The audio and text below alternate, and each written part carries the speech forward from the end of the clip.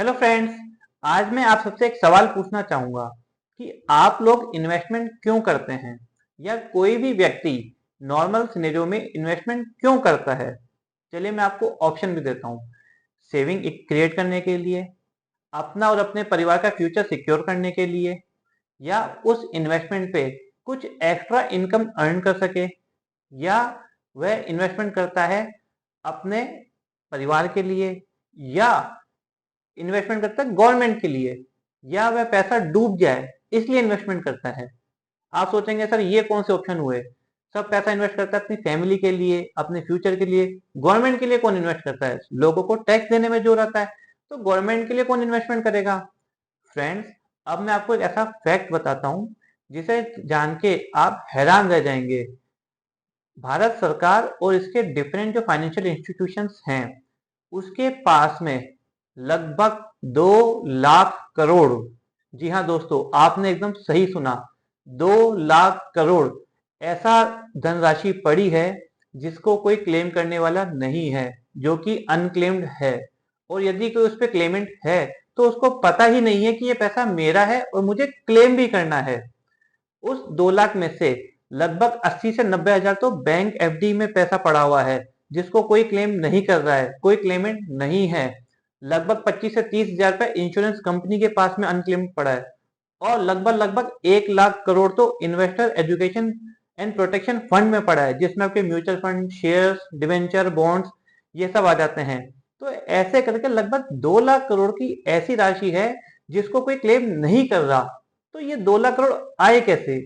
Friends, ये पैसा हम जैसे लोगों की मेहनत से कमाई हुई पैसा है, जो हमने यहाँ वहां निवेश किया था, लेकिन जानकारी के अभाव में हमारे पीछे अपना परिवार उस राशि को क्लेम नहीं कर पा रहा है। अब बात करते हैं कि ऐसा कैसे हो गया, ऐसा क्यों हो जाता है कि इतना बड़ा अमाउंट इकट्ठा होकर कोई क्लेम नहीं कर रहा। लोगों को क्या अवेयरनेस नहीं है, क्या बात है? फ्रेंड्स, इस पे हम डिटेल में डिस्कस करते हैं। जब कोई व्यक्ति कमाना शुरू करता है तो यार दोस्तों के कहने पे वह यहाँ वहां इन्वेस्टमेंट भी शुरू कर देता है। सबसे पहले मान लीजिए उसका एक अकाउंट है, तो किसी के कहने पे एक और बैंक अकाउंट खुला लेता है। धीरे धीरे उसके बैंक अकाउंट ही 4-5 हो जाते हैं। ऐसे डीमेट, एक डीमेट के साथ साथ में फिर वो ऑनलाइन करता है, फिर एक और डीमेट खुल जाता है। कहीं वो कहता है सर ब्रोकरेज कम है, तो एक और डीमेट खुल गया। 3-4 उसके डीमेट अकाउंट हो जाते हैं। अलग अलग तरीके की वो पॉलिसीज ले लेता है। फिर क्या होता है कि इतनी जगह इन्वेस्टमेंट हो जाता है ड्यूरिंग द टाइम। अब मान लो मैंने कहीं अकाउंट खोला था, अब मेरा वहां से ट्रांसफर हो गया, तो अकाउंट वहीं पड़ा रहता है। मैं सोचता हूँ थोड़ा सा अमाउंट है, कभी भी उसको रिडीम कर लेंगे, कभी निकाल लेंगे। बीच में लोगों ने क्रिप्टो में इन्वेस्टमेंट किए, थोड़ा बहुत पैसा डाल के छोड़ दिया। अब उनको पता ही नहीं कि हमने कहाँ डाला था, उसको रिडीम कैसे करें, कैसे विड्रॉ करें। तो ऐसा क्यों हो जाता है?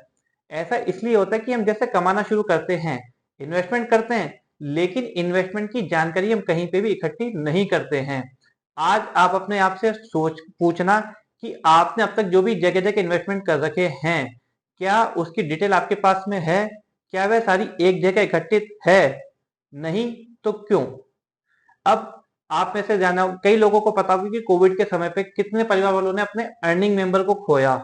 उन सभी ने टर्म इंश्योरेंस भी ले रखे थे, मोस्टली ने तो हेल्थ इंश्योरेंस भी ले रखा था। लेकिन जब जरूरत पड़ी तो लोगों ने, मुझे खुद को पता है कि लोगों की हेल्थ इंश्योरेंस पॉलिसीज थी, लेकिन उनका उस समय पे क्योंकि फैमिली को पता नहीं था, इसलिए कैशलेस ट्रीटमेंट नहीं हो पाया और परिवार को इधर उधर से पैसे का इंतजाम करके मेडिकल बिल का पेमेंट करना पड़ा। कुछ के टर्म इंश्योरेंस थे, लेकिन फैमिली को पता नहीं था कि किस कंपनी की पॉलिसी है, कहाँ पे, तो उन लोगों को उसका पैसा ही नहीं मिल पाया, तो वो क्लेम ही नहीं कर पाए। इसी तरीके से बैंक एफडी होती हैं, तो पीछे परिवार को पता ही नहीं होता कि मेरे जो अर्निंग मेंबर थे या फैमिली मेंबर थे, उन्होंने कहाँ कहाँ पे कितना कितना इन्वेस्टमेंट कर रखा था। अल्टीमेटली इन्वेस्टमेंट का पर्पस हमारा यही होता है कि हम और हमारी फैमिली दोनों फ्यूचर में सिक्योर रहे, सेफ रहे। लेकिन आपकी इस जानकारी के अभाव से आपकी जो मेहनत की कमाई है वो आपके परिवार तक नहीं पहुंच पाती। तो अब उसका समाधान क्या है? उसका समाधान फ्रेंड्स ये है कि आप जो भी इन्वेस्टमेंट आपके हैं उनको एक जगह एकत्रित करें, उनकी लिस्ट बनाएं। आप कहीं भी इन्वेस्टमेंट करते हैं तो सबसे पहले आप उसमें नॉमिनी बनाएं। सेकंड, आपकी जो भी हेल्थ इंश्योरेंस पॉलिसी है उसकी पूरी की पूरी जानकारी आपके परिवार के हर एक सदस्य को होनी चाहिए, चाहे वह 10 साल या 15 साल का बच्चा ही हो, चाहे वह 70 साल के आपके माताजी पिताजी हों, क्योंकि कब जरूरत पड़ जाए पता नहीं चलता। तो उस समय पे वह जानकारी ही आपके काम आएगी। उसके बाद आपके जो भी इंपॉर्टेंट जो भी इन्वेस्टमेंट हैं, आप उनको एक जगह कंसोलिडेट करके रखें कि मेरे ये इन्वेस्टमेंट है।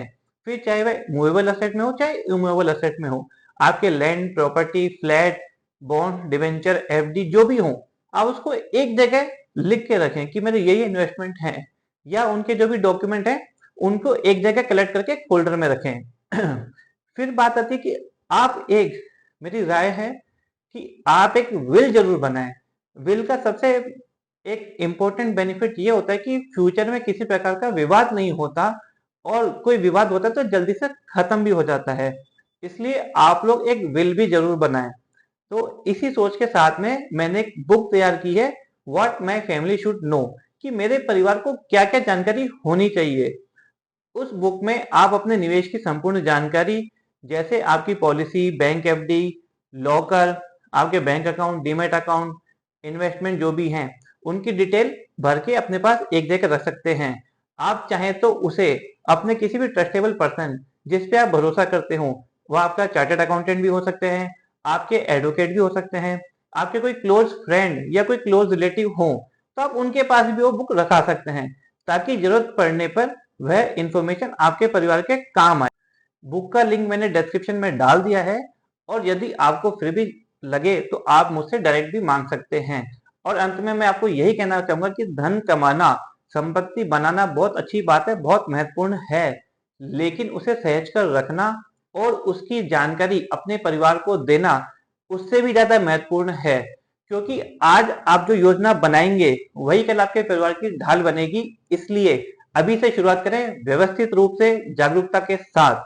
अगर वीडियो अच्छा लगा हो तो इसे अपने फ्रेंड्स एंड फैमिली के साथ जरूर शेयर कीजिएगा, ताकि वह भी अपनी जानकारी एक जगह एकत्रित करके किसी भी तरह के विवाद से बच सके। I hope this is useful. अगर आप कोई और जानकारी चाहते हैं तो हमें कमेंट करके जरूर बताइएगा। Thank you.